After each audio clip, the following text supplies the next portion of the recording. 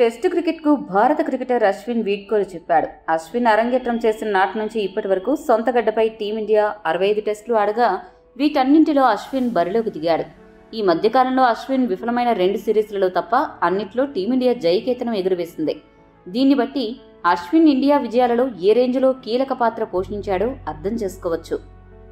అయితే ఇకపై అశ్విన్ టీమిండియాకు అందుబాటులో లేకపోవడంతో అతడి స్థానాన్ని భర్తీ చేసేది ఎవరు అనే చర్చ ప్రధానంగా సాగుతోంది.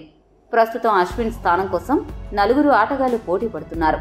వాషింగ్టన్ సుందర్, కుల్దీప్ యాదవ్, తనుష్ కొటియాన్, అక్షర్ పటేళ్లు అశ్విన్ స్థానంలో చోటు దక్కించుకోవడానికి ఎదురు చూస్తున్నారు.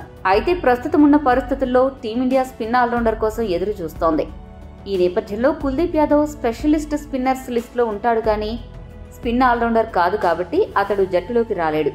మిగిలిన 3 స్పిన్ ఆల్రౌండర్లే.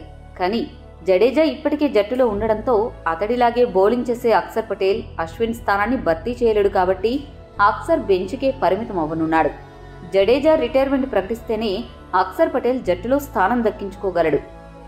దీంతో సుందర్, తనుష్ కొటియాన్ మధ్య విపరీతమైన పోటీ నెలకొంది. సుందర్ టీమిండియా తరపున 7 టెస్టులు ఆడి 24 వికెట్లు పడగొట్టాడు. బ్యాటింగ్లో 48.37 సగటుతో 387 పరుగులు సాధించాడు.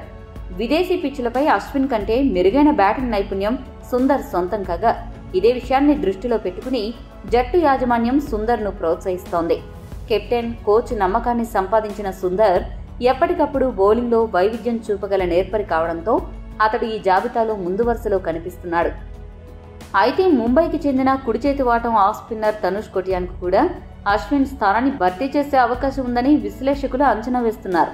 ఎందుకంటే దేశవాళీల్లో అపార అనుభవం ఉన్న ఇప్పటివరకు జాతీయ జట్టు తరపున అరంగేట్రం చేయని 26 ఏళ్ల తనుష్ ఇటీవల ఆస్ట్రేలియా పర్యటనలో భాగంగా భారతీయ జట్టు తరపున అదరగొట్టాడు. ఫస్ట్ క్లాస్ క్రికెట్లో 33 మ్యాచ్లు ఆడి 25.70 సగటుతో 101 వికెట్లు పడగొట్టిన తనుష్ కొటియాన్ 41.21 సగటుతో 1525 పరుగులు సాధించాడు. బౌలింగ్లో చక్కటి ప్రతిభతో పాటు అవసరమైతే లోయర్ ఆర్డర్లో బ్యాటింగ్ చేయగల సత్తా తనుష్ సొంతం. అయితే అనుభవం రీత్యా సుందర్ టీమిండియాలో అశ్విన్ స్థానాన్ని భర్తీ చేస్తాడు.